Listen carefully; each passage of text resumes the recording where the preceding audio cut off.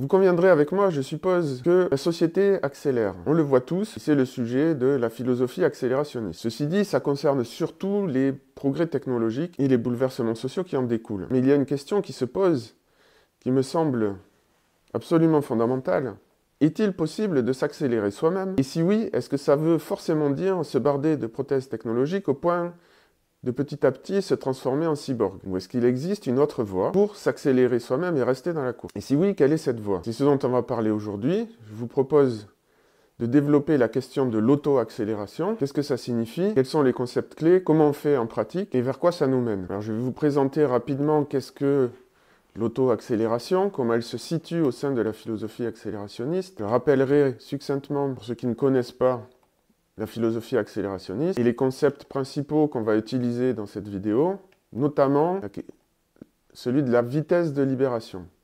Tout va tourner autour de ça et comment ça s'applique à différents domaines de la vie. La finance, la santé, la cognition et les relations sociales. J'expliquerai pourquoi ces 4 domaines en particulier. Et ensuite, je ferai une synthèse de ce qu'il faut retenir et je vous expliquerai comment moi je me situe dans ces 4 domaines et les notions principales à retenir. Et on va aussi se poser la question de savoir si l'auto-accélération, c'est juste un rebranding du développement personnel ou si c'est quelque chose de vraiment différent. Bon, évidemment, vous vous doutez de la réponse. Je répondrai à ça à la fin. J'expliquerai les différences entre l'auto-accélération et le développement personnel.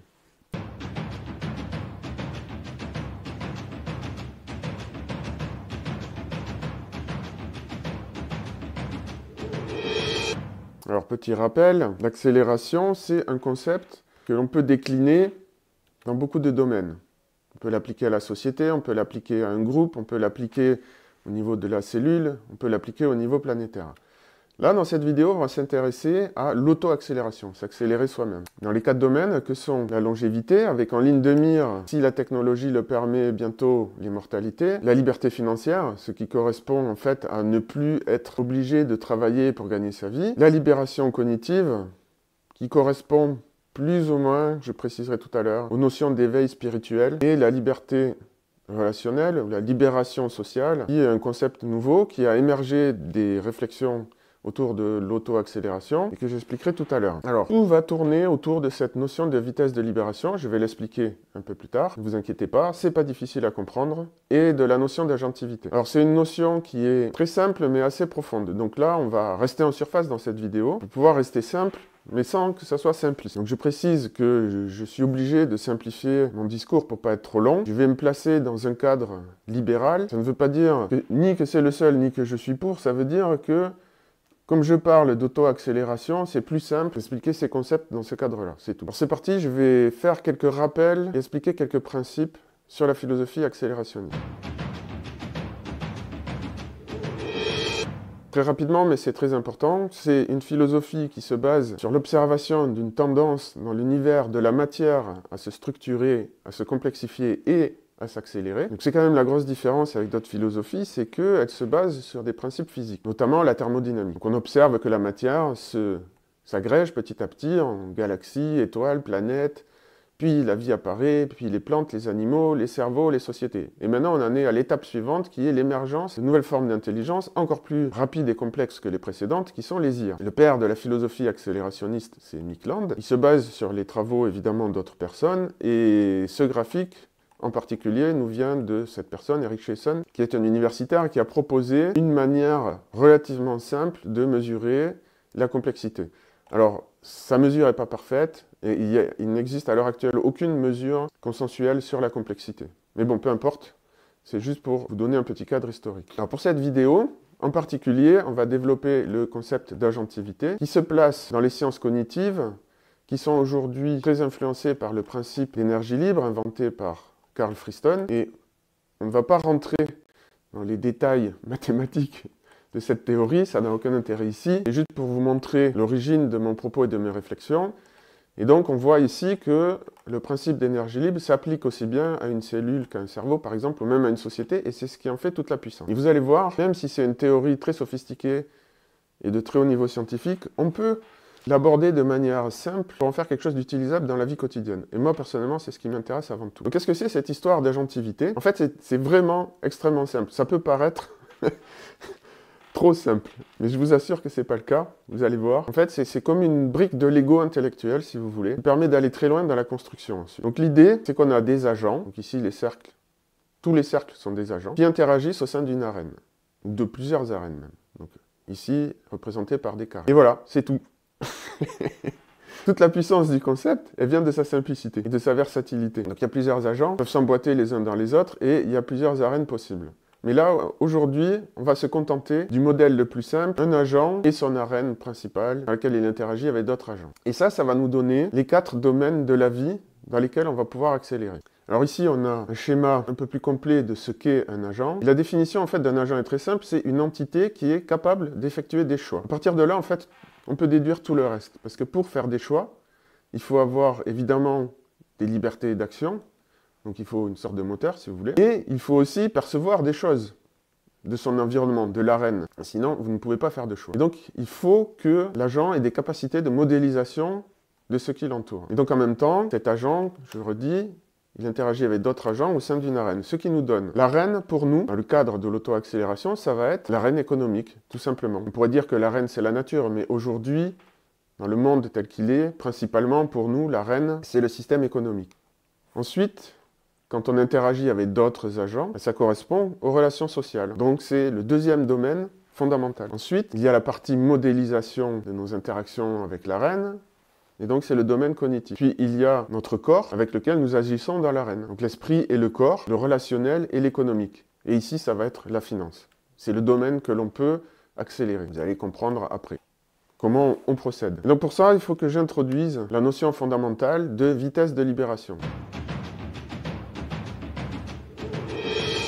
C'est le concept que j'aimerais que vous reteniez principalement de cette vidéo, donc écoutez bien, parce qu'après vous comprendrez intuitivement comment il s'applique aux 4 domaines. Donc l'idée de base, elle est très simple.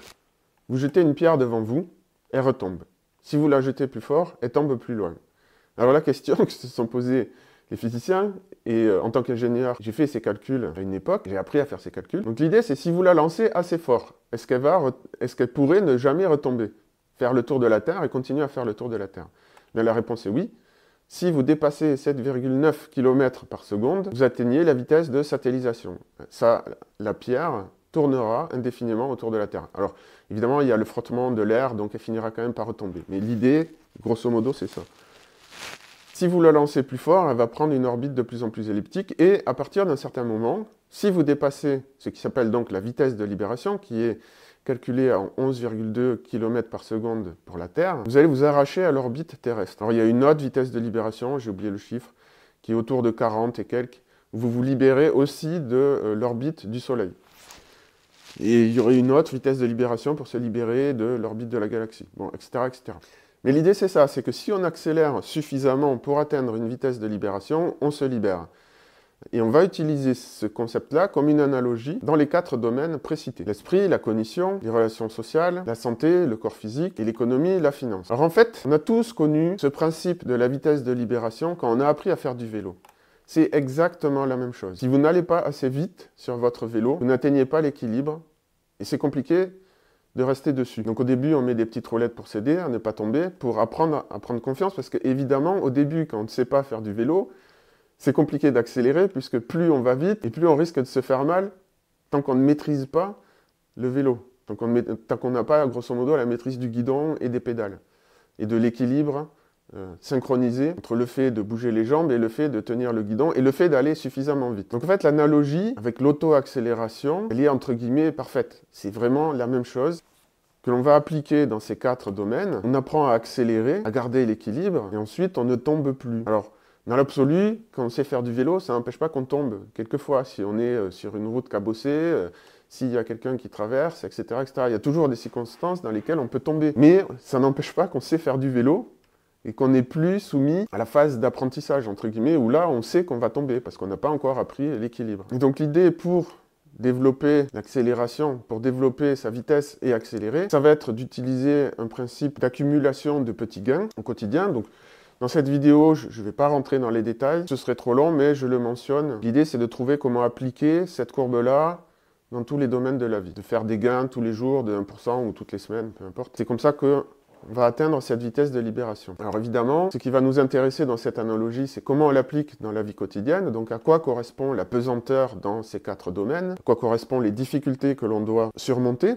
Donc ça correspond au début, quand on ne sait pas encore tenir un équilibre sur le vélo, il faut apprendre à pédaler, à tenir l'équilibre et le guidon. Donc quelles sont les difficultés dans ces 4 domaines? Quelles sont les pratiques qui vont nous aider à progresser? À quoi correspond l'accélération, la vitesse de libération? Et on va juste ensuite, une fois qu'on a atteint la vitesse de libération, nommer ça par un état pour fixer dans la mémoire l'objectif à atteindre, pour que ce soit plus simple à mémoriser. Donc en gros, si vous voulez, ce qui sera important de retenir, c'est la notion de pesanteur et l'état qu'on atteint une fois qu'on est libéré. Alors on va passer à la suite. On va prendre le premier exemple parce que c'est le plus simple, c'est la liberté financière. Alors ce qu'on appelle la pesanteur dans le domaine financier, c'est ce que certains nomment la rat race, c'est le fait d'être obligé de travailler pour gagner sa vie. On est obligé de courir après l'argent en fait finalement, pour gagner sa pitance. Alors là, je vais préciser, parce que je sais qu'il y a des personnes qui voient d'un mauvais œil la compétition économique. Alors calmez-vous, respirez un grand coup. Là, je vais prendre comme exemple une situation individuelle de quelqu'un qui veut devenir rentier. Ça ne veut pas dire que c'est la seule voie possible pour la libération financière. On peut tout à fait l'envisager à un niveau collectif. J'en parlerai juste après. Là, c'est pour expliquer le principe. Sur cette chaîne, il y a pas mal de monde qui est libéral, ça va leur sembler tout à fait évident, mais bon, je précise pour les autres. Donc, je vais vous montrer un tableau très simple en réalité qui simule différentes situations. Ici, c'est votre salaire dans la première ligne. Imaginons, vous gagnez 1500 € et vous devez dépenser pour vivre au quotidien 1300 €. Ou disons, si vous vous serrez la ceinture, il peut y avoir d'autres cas où vous dépensez 1000 €. Ensuite, il y a l'inflation. Dans tous les cas, je l'ai fixé à 2%, mais on pourrait modifier ici pour voir ce que ça donne si l'inflation augmente ou diminue. Ici, c'est en quelque sorte, vous allez voir pourquoi la variable principale, c'est les taux d'intérêt qu'on va retirer de certains placements. Peu importe lesquels, ça peut être dans des entreprises, dans des États, dans des systèmes de fonds d'investissement, mais bon, d'une manière ou d'une autre, il s'agit de faire fructifier un capital.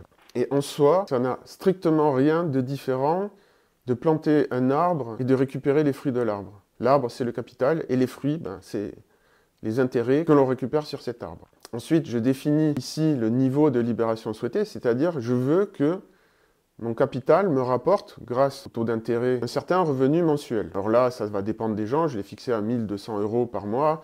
On pourrait dire que c'est 1500, on pourrait dire que c'est 800, on pourrait dire, bon, peu importe. Là, c'est à vous de fixer les valeurs que vous voulez. J'ai essayé de mettre quelque chose d'assez réaliste, même si c'est un peu minimaliste. Avec 1200, on ne va pas très loin, mais bon, vous voyez l'idée. Et ensuite, il y a juste les calculs. Donc, il y a des cases intermédiaires. Ici, c'est la différence entre le taux d'intérêt et l'inflation. C'est ce qu'on peut percevoir.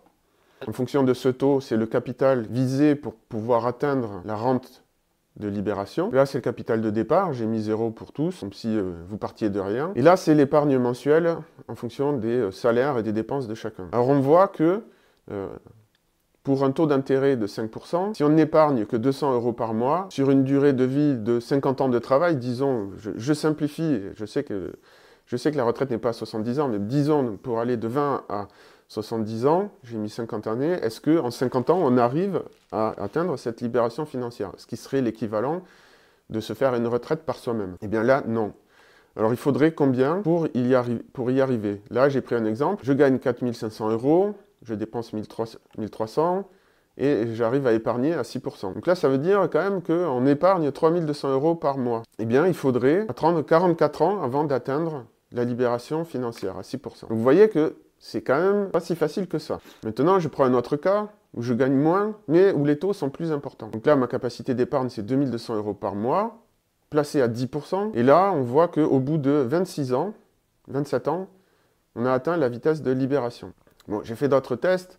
Ici, ce qui est intéressant, c'est que j'ai mis un taux d'intérêt minimal. Par rapport à l'inflation, il y a très peu. Et là, en fait, on voit que pour pouvoir prétendre à atteindre la vitesse de libération avant les 50 ans, il faudrait épargner 24 000 € par mois. C'est énorme. Et là, j'ai fait le test inverse. On n'épargne que 200 € par mois. Bon, honnêtement, je pense que c'est faisable pour beaucoup de monde. 200 € par mois, on se serre un peu la ceinture.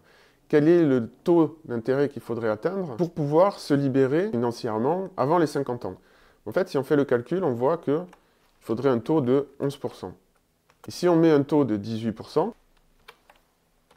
on voit qu'on se libère quand même beaucoup plus vite. Au bout de 29 ans, on est libéré au lieu de presque 50 ans. C'est pas la moitié, mais presque. Si j'étais à un taux de 22%, voilà, on est à la moitié, 21-22%. Ok, alors maintenant je reviens à ma présentation. Donc je précise qu'en France, le système de retraite, ce n'est finalement rien d'autre qu'un système collectif de création d'une rente qu'on va donner aux personnes qui ont travaillé suffisamment longtemps pour leurs vieux jours. Donc effectivement, comme le système est déjà géré par l'État, c'est entre guillemets plus facile, mais c'est plus difficile à titre individuel, puisqu'on est déjà prélevé par le système étatique. Donc le niveau d'impôt est plus important. Dans un système purement libéral, en fait, ce serait plus simple de gagner beaucoup plus d'argent. Et ce qu'on a vu, c'est que c'est quand même les taux d'intérêt qui sont le déterminant principal dans cette affaire. C'est là où il y a des choses intéressantes à observer et à dire. Est-ce que 18% c'est délirant comme taux d'intérêt? Alors, c'est sûr que c'est beaucoup. Mais, en fait, si vous regardez le Nasdaq, alors si on accepte la période ici de crash après la bulle Internet, on voit que ça a été quand même en progression constante. Et là, on reconnaît typiquement une exponentielle. Et notamment, depuis 10 ans, le Nasdaq, il progresse de 18,2% par an. Alors, c'est pas dit que ça dure indéfiniment. On pourrait avoir un crack à n'importe quel moment. Et pour l'instant, avec la venue des IA, en fait, c'est fort possible que ça dure encore un bon moment. On n'est pas du tout proche d'un hiver des IA. Et même après, ça pourrait continuer comme ça. Parce qu'en fait, plus l'économie se robotise, plus la productivité augmente, et plus l'extraction des intérêts sur l'économie se fait sur le travail des machines et pas sur le travail des humains. Et là, on en arrive à une considération plus générale, beaucoup moins individuelle, c'est que plus l'économie se développe et plus c'est facile de devenir rentier. Évidemment, il faut avoir une culture financière pour ça. Si vous n'êtes pas capable d'épargner de l'argent et de le placer correctement, c'est sûr que c'est compliqué. Alors si vous voulez développer votre culture financière, vous pouvez aller regarder le livre de Robert Kiyosaki, Père riche, Père pauvre. C'est une très bonne introduction, je trouve. Je reviendrai sur ce sujet pendant la conclusion, et pour l'instant je vais passer à la thématique suivante, donc qui est la libération physique. Donc, dans ce domaine, la pesanteur, c'est le vieillissement qui fait que les maladies deviennent de plus en plus fréquentes et les blessures. Et je vais rappeler succinctement l'idée qui est derrière le fait qu'on considère aujourd'hui qu'il va être potentiellement possible dans un avenir plus ou moins proche d'atteindre l'immortalité physique. Parce que j'ai déjà fait des vidéos sur le sujet qui expliquent que, contrairement à ce qu'on croit, la mort n'est pas du tout fatalité dans le monde biologique. Et grosso modo, pour nous, ce qui va nous intéresser, c'est cette courbe ici qui est la courbe de l'espérance de vie. On voit que l'espérance de vie augmente, y compris encore aujourd'hui en 2024, y compris dans les pays où l'espérance de vie est déjà très avancée comme au Japon. En fait, chaque année, on gagne, ça va dépendre peut-être des pays, 1, 2, 3 mois d'espérance de vie. Donc on pourrait très bien imaginer qu'avec des progrès médicaux, des découvertes au niveau de l'ADN ou de l'épigénétique, on puisse augmenter ces gains d'espérance de vie qu'on fait chaque année. Alors évidemment, ça ne va pas se faire de manière progressive. Il va sûrement y avoir des paliers, on va probablement faire des découvertes. Tout d'un coup, on va gagner 10 années d'espérance de vie. Mais disons qu'en moyenne, on peut envisager qu'un jour, on gagne plus d'un an d'espérance de vie chaque année. Au lieu de 3 mois, rien n'empêche d'imaginer qu'on pourrait gagner 4 mois d'espérance de vie, ou 5 mois, ou 6 mois. Pourquoi pas 13 mois. Auquel cas, on serait virtuellement immortel, ou plutôt amortel. On ne serait plus soumis au vieillissement, et donc aux maladies inévitables qui viennent avec, et donc à la mort. Donc ça, c'est l'idée. En théorie, peut-être qu'on y arrivera un jour. Et peut-être qu'après, on atteindra, je ne sais pas, peut-être qu'il y a un palier, peut-être qu'au-delà de 10 000 ans, on n'arrivera jamais à dépasser ça, je ne sais pas. Mais toujours est-il qu'en ce moment, grâce aux IA, mais aussi aux travaux de chercheurs comme David Sinclair, Peter Attia ou Brian Johnson, qui lui est un entrepreneur, on peut tout à fait espérer faire d'énormes progrès dans ce domaine. D'une manière tout à fait réaliste, même si ça reste quand même un défi important. Si on regarde aujourd'hui l'espérance de vie en bonne santé, donc c'est la partie rouge ici sur le graphique, entre une personne qui a une très mauvaise hygiène de vie, donc la pire, celle qui mange trop riche, des aliments trop transformés, qui boit, qui fume, qui est sédentaire, qui a une vie stressante, et à l'inverse, quelqu'un qui dort bien, qui mange correctement, qui fait du sport régulièrement, eh bien on constate que l'espérance de vie en bonne santé varie du simple au double. Et ça, je pense que quelles que soient les découvertes scientifiques qu'on fera pour prolonger l'espérance de vie humaine, ça ne changera rien. Il y aura toujours un facteur du simple au double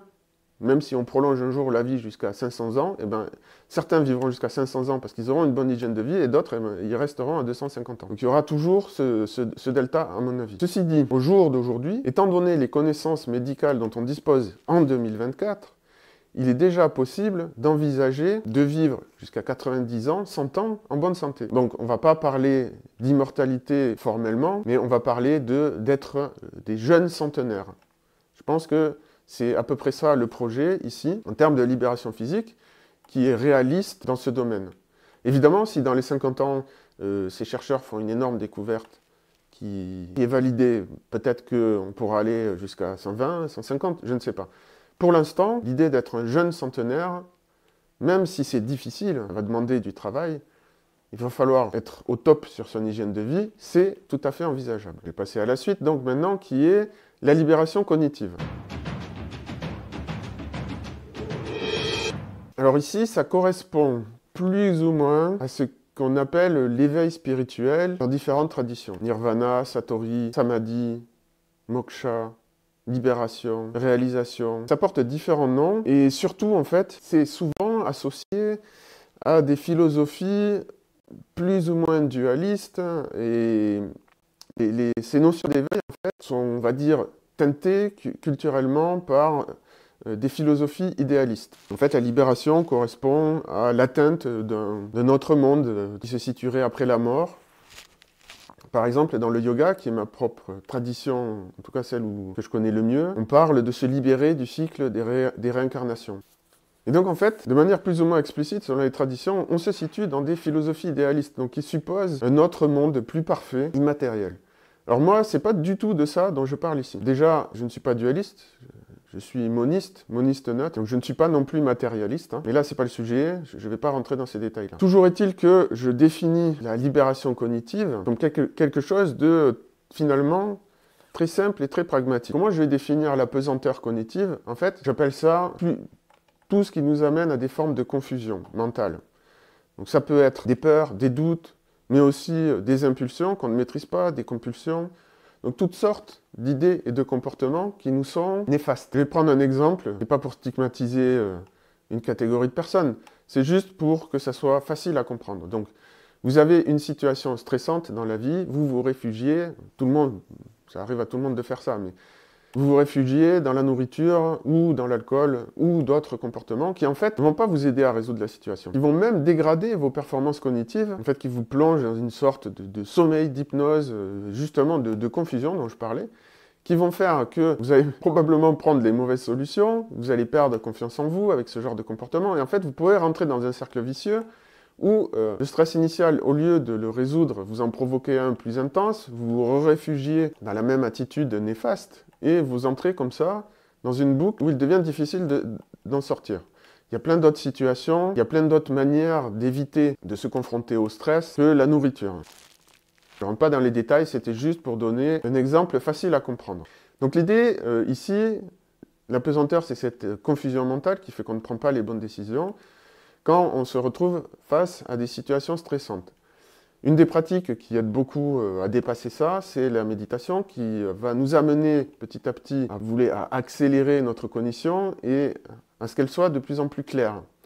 Et la vitesse de libération, c'est qu'on devient suffisamment adaptable aux situations de la vie pour ne plus perdre notre équilibre cognitif, sauf cas extrême évidemment, mais même là, dans ces cas-là, on sait comment se réparer et comment remonter en selle et reprendre la route. Et l'état de libération, pour appeler donc l'éveil spirituel, spirit, l'esprit, le mental, donc à ne pas confondre avec les philosophies idéalistes qu'on retrouve souvent dans les milieux spirituels. Si vous voulez, on pourrait parler d'éveil cognitif ou de libération cognitive. Je préfère ce terme aujourd'hui, car il prête moins à confusion.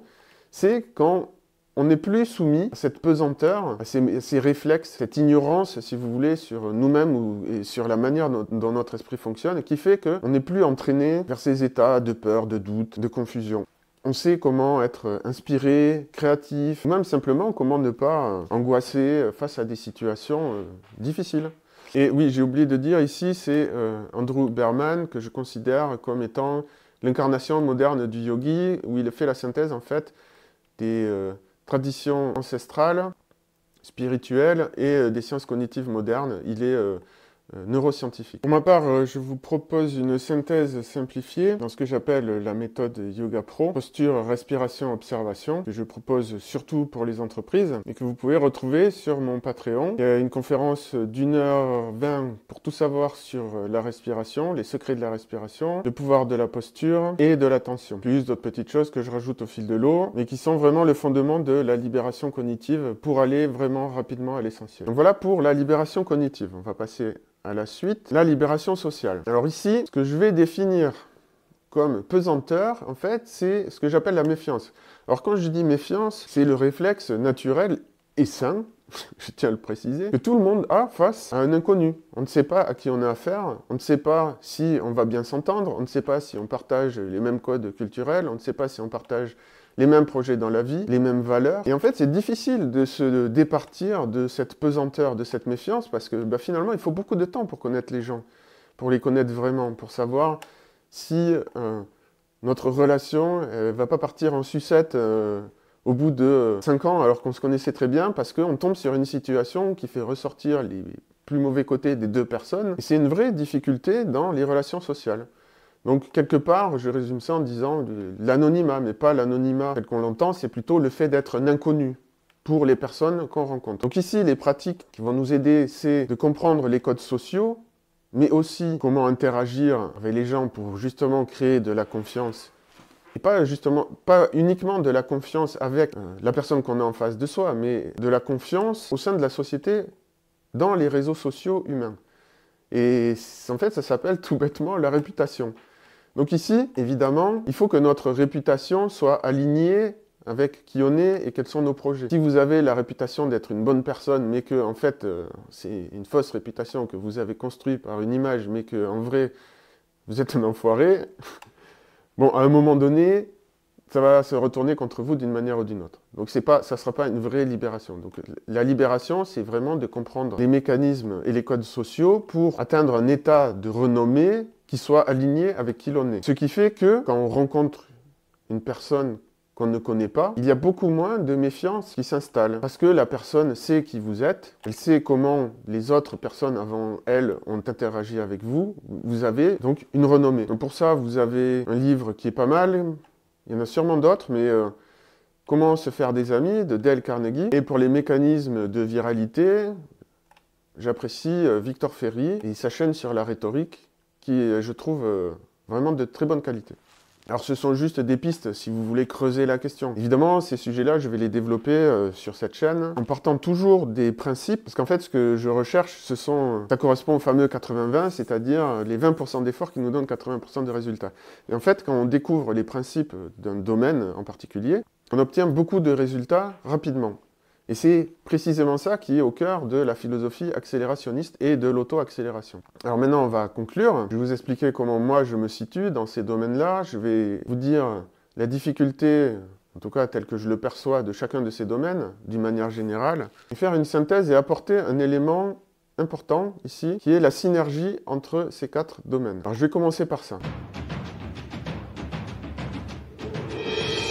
Donc vous comprenez bien que si vous êtes en bonne santé, votre cognition, votre esprit va fonctionner mieux. Si votre esprit fonctionne mieux, ça sera plus simple, par exemple, de faire des bons investissements. Vous ne serez pas soumis à toutes sortes de biais cognitifs, d'émotions qui vont vous faire vous jeter sur les mauvais choix. Vous allez vouloir gagner trop, ou vous allez céder à la pression médiatique du moment, etc., etc. Pareil, ça va vous aider dans vos relations sociales. Les relations sociales, ça peut vous aider dans la finance pour faire des bons investissements, ça peut vous aider, par exemple, pour des pratiques collectives de méditation, ça peut vous aider aussi pour avoir une bonne hygiène corporelle, pour atteindre la longévité. Si vous avez des moyens financiers, ça peut vous aider pour obtenir les bons soins. Si vous êtes malade, ça peut vous aider pour avoir plus de temps libre pour méditer, etc., etc. En fait, chaque domaine peut influencer positivement les autres domaines. Comme je l'ai expliqué au début, ces 4 domaines forment la base de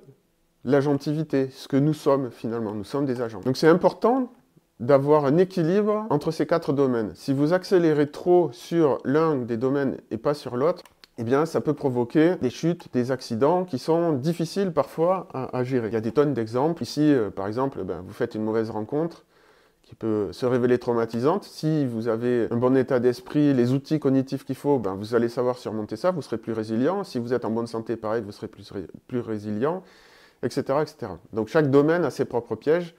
Il y a des pièges dans le cognitif, il y en a plein. Il y a des accidents de méditation.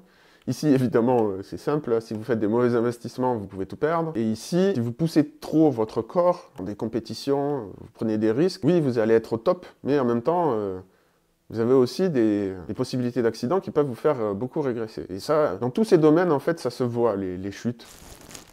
Donc voilà, ça c'est le premier point. Deuxième point, je vais vous expliquer comment moi je me situe là-dedans. Alors ici, dans le domaine cognitif, je suis yogi depuis un bon nombre d'années. J'ai pas mal étudié la philosophie, la rhétorique et les sciences cognitives d'une manière générale. J'estime que je suis au niveau de la libération.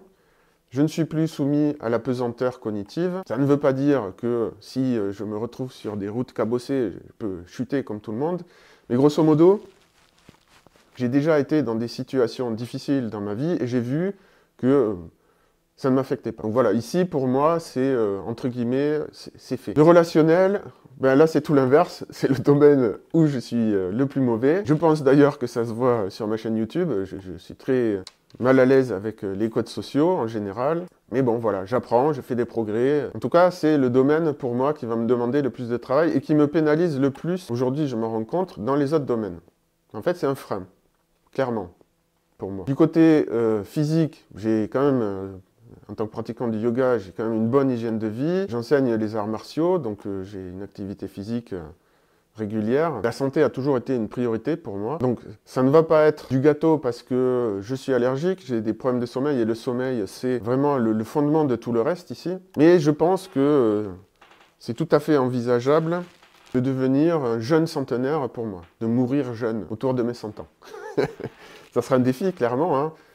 Objectivement, je pense que 90, ça va, je devrais y arriver. Les 100 ans, ça va demander du boulot. Après, peut-être qu'on aura une bonne surprise au niveau des traitements dans ce domaine, mais bon, voilà où j'en suis. Côté financier, on va dire, j'ai les bases, je suis débutant, j'ai encore du chemin à faire, mais je ne me fais pas trop de soucis là-dessus, je pense que j'y arriverai tranquillement. Voilà, mon objectif, clairement, c'est d'atteindre la libération dans ces 4 domaines. Le plus difficile pour moi, ce sera les relations sociales, mais c'est ce que je vise. Alors j'enchaîne sur la question financière, d'une manière générale. Il y a pas mal de choses intéressantes à dire là, ici. Pour le moment, ça reste quand même assez difficile de devenir rentier. En tout cas, de le devenir avant la retraite, puisque finalement, la retraite, on est déjà rentier. Donc quelque part, c'est pas si difficile que ça non plus. Et en plus, je pense qu'avec les IA, les robots, la productivité globale de l'économie mondiale, elle va augmenter, et je pense que ça va devenir de plus en plus facile pour de plus en plus de monde. Je ne suis pas en train de dire que ça va être du gâteau pour tout le monde. Ça dépend beaucoup de la culture financière de chacun, ça dépend beaucoup du pays dans lequel il est, mais grosso modo, je pense que ça va devenir de plus en plus facile. Au point qu'on entend de plus en plus parler de revenu universel. Et finalement, le revenu universel, qu'est-ce que c'est? Les machines, elles produisent tellement aujourd'hui que le travail a de moins en moins de sens. Et donc, on va répartir les gains de productivité d'une manière différente et donner un revenu de base universel à tout le monde, avant la retraite. Donc, c'est pour dire, tout à l'heure, j'ai expliqué ça dans un cadre purement individualiste et libéral, mais en fait, la question ici, elle se pose clairement aussi au niveau collectif. Donc, c'est sûr que derrière, je fais l'impasse sur tout un tas de questions éthiques, morales, de vision de la société et tout ça. Mais bon, vous comprenez bien que c'est un discours simplifié, et puis de toute manière, on ne sera pas forcément tous d'accord sur le modèle de société idéal vers lequel on veut aller. Et toujours est-il que je pense que c'est un domaine qui va devenir de plus en plus facile. Et oui, je suis au courant que la situation économique en France se dégrade, que c'est pas beaucoup mieux en Europe. Donc voilà, il y a tous ces facteurs à prendre en compte. Et je dis bien que ça va tendanciellement devenir de plus en plus facile. Mais pas forcément conjoncturellement. Peut-être que dans les 10, 20, 30 années qui arrivent en France, peut-être que non, ça sera pas plus facile. Bon, voilà, je ne m'étends pas plus sur le domaine. Ici, j'ai déjà dit, si on considère que la libération et du point de vue strictement formel, c'est l'immortalité, ben, aujourd'hui c'est quasiment impossible à atteindre, hein. Enfin là tout de suite c'est impossible. Mais peut-être que ça deviendra possible. En tout cas, si on se place dans un objectif plus modeste et plus réaliste de devenir jeune centenaire, bon, c'est un exploit, clairement, mais c'est tout à fait réalisable. Ici, je pense que d'une manière générale, les gens qui s'en donnent la peine, c'est pas si difficile que ça d'atteindre un état de renommée, pas forcément mondiale, mais en tout cas une renommée locale dans sa ville ou sa communauté ou son domaine d'expertise de son métier par exemple, c'est tout à fait faisable. Ça reste quand même difficile, mais je pense que c'est pas le plus difficile des domaines. Bon, clairement, moi c'est là où je suis le plus mauvais, c'est comme ça, mais il n'empêche que pour ceux qui s'en donnent la peine, ça me paraît être un des moins difficiles, en tout cas de ce que j'observe autour de moi. Ensuite, l'éveil spirituel ou la libération cognitive, bon, clairement, c'est à la fois plus difficile, c'est à la fois assez difficile et moins difficile que souvent l'éveil spirituel. En fait, les gens mettent la barre sur des objectifs qui ne sont pas forcément réalisables. Parce que si vous vous situez dans un paradigme idéaliste, comme je disais, en fait, vous ne savez jamais vraiment si vous l'avez atteint. Donc là, la manière dont je le présente, c'est plus facile, entre guillemets, à atteindre que ces états virtuels d'éveil spirituel. Ceci dit, ça reste quand même difficile. Visiblement, pour la plupart des gens, y compris ceux qui sont dans les milieux spirituels, justement parce qu'ils poursuivent plus ou moins des chimères. Bon là, c'est un jugement personnel, mais j'ai quand même côtoyé pas mal ces milieux-là, et j'ai vu que, clairement, les résultats n'étaient pas là, quoi. Et des fois, ce sont des gens simples, proches des réalités de la vie, qui en sont le plus proches. Alors maintenant, je vais terminer par une considération un petit peu plus générale. Est-ce que c'est du développement personnel, l'auto-accélération? Bon, vous avez compris, je pense que non. Déjà, le développement personnel, en général, il y a des questions d'amour et de carrière qui font partie de ce domaine-là, alors que là, c'est pas du tout le sujet. Donc évidemment, l'auto-accélération utilise certains outils du développement personnel, mais il y a une grosse différence aussi, c'est qu'il y a cette notion d'accélération et de possibilité d'accident qu'il n'y a pas dans le développement personnel. Concrètement, on ne vous parle pas vraiment du fait de pouvoir se tromper et se planter. Il y a aussi cette histoire de synergie entre les différents domaines qui vont s'accélérer les uns les autres. Et enfin, et c'est la différence la plus importante quelque part, c'est que l'accélération s'applique de la même manière à autre chose que des personnes. On peut l'appliquer à des groupes. Quand je dis groupe, ça peut être votre tribu, ça peut être votre entreprise, ça peut être une association. Ça s'applique à différents domaines. Vous pouvez accélérer de la même manière en utilisant les outils de l'agentique votre entreprise. Alors évidemment, si vous accélérez votre entreprise, ça ne veut pas dire mettre tout le monde à la méditation. L'accélération ici, c'est une métaphore et elle va se décliner d'une manière différente en fonction du domaine dans lequel vous l'appliquez. Mais on va retrouver des équivalents de ces 4 domaines parce que l'entreprise est aussi un agent. Donc elle aura forcément aussi un domaine cognitif, un domaine relationnel, un domaine physique et un domaine économique, financier si vous voulez. Donc on retrouve les mêmes principes à l'œuvre dans d'autres domaines. Et c'est ça la grosse différence entre l'auto-accélération et le développement personnel. Voilà, si ça vous a plu, évidemment, n'hésitez pas à liker, à commenter, ça va aider pour le référencement, puis moi ça m'encourage. Si vous trouvez ça intéressant, partagez-le. Vous allez m'aider à développer la partie où je suis le plus faible, les réseaux sociaux. Donc vous voyez, j'ai fait des efforts aussi de présentation et de dynamisme. J'essaie de m'améliorer dans ces domaines. J'ai conscience que YouTube est un domaine ultra concurrentiel et que mes présentations sont un petit peu trop austères. Voilà, par rapport à la question initiale de savoir si la voie transhumaniste était la seule pour rester dans la course, évidemment, c'est une question complexe. Mais pour faire simple, je pense que non, c'est pas la seule voie. Je pense qu'il y a cette voie de l'auto-accélération qui existe. Ça n'empêchera pas que certaines personnes choisiront la voie du cyborg. Et je pense que les deux vont cohabiter, tout simplement. Chacun aura des vies et des rôles différents dans le système. De toute manière, c'est ce qu'on a observé dans les différentes phases de l'accélération dont j'ai parlé au début. Ici, en fait, vous voyez bien que les animaux n'ont pas remplacé les cellules et les plantes. Les humains n'ont pas remplacé les plantes. Les sociétés n'ont pas remplacé les humains. Les IA ne vont pas remplacer tout le reste. Et les robots ne vont pas remplacer tout le reste. Et les robots ne vont pas détruire l'humanité ou la planète. Donc tout ça, ce sont des fantasmes liés à la postmodernité. C'est trop long à aborder pour cette vidéo. Et en plus, dans cette vidéo, je suis resté, on va dire, sobre sur les méthodes de l'auto-accélération.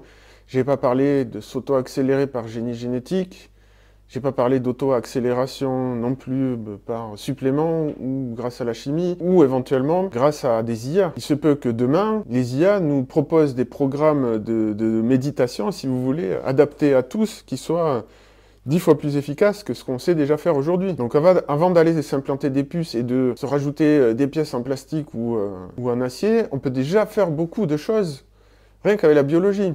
Regardez les différences qu'il y a entre quelqu'un qui ne s'entraîne pas, par exemple, sur des domaines, la compétition sportive, et quelqu'un qui s'entraîne. Les différences sont énormes. Donc on est très loin d'avoir exploité notre propre potentiel biologique. Et c'est difficile actuellement parce qu'il y a ces différentes formes de pesanteur qui nous ralentissent beaucoup. Mais une fois qu'on s'en sera libéré, je veux dire plus que quelques individus à droite à gauche, une fois qu'on commencera à avoir une culture de l'auto-accélération et de la vitesse de libération biologique, cognitive, sociale et financière, qui sait jusqu'où on va pouvoir aller, avec l'aide des IA dont on dispose en plus aujourd'hui. Bon voilà, l'idée c'était de présenter l'auto-accélération et le fait que c'est une voie alternative au transhumanisme. Et ici, je vous montre aussi rapidement, en fait, une version plus développée de la théorie de l'agentivité. Donc ça va très loin, et ma version un peu personnelle de cette question. Et ce sont des points que j'aborderai petit à petit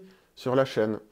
Je vous dis ça pour que vous vous abonniez, pour que vous reveniez, si vous voulez découvrir tout ça, et comment ça s'applique dans la vie concrète. Moi, je suis ingénieur, consultant, et ce qui m'intéresse, c'est pas les grandes théories, hein, c'est comment on applique ça dans la vie de manière efficace pour s'auto-accélérer et pour atteindre les 4 objectifs de libération que j'ai présentés dans cette vidéo. Voilà. Donc si ça vous intéresse, vous aussi, d'atteindre cet état de libération, je redis, abonnez-vous.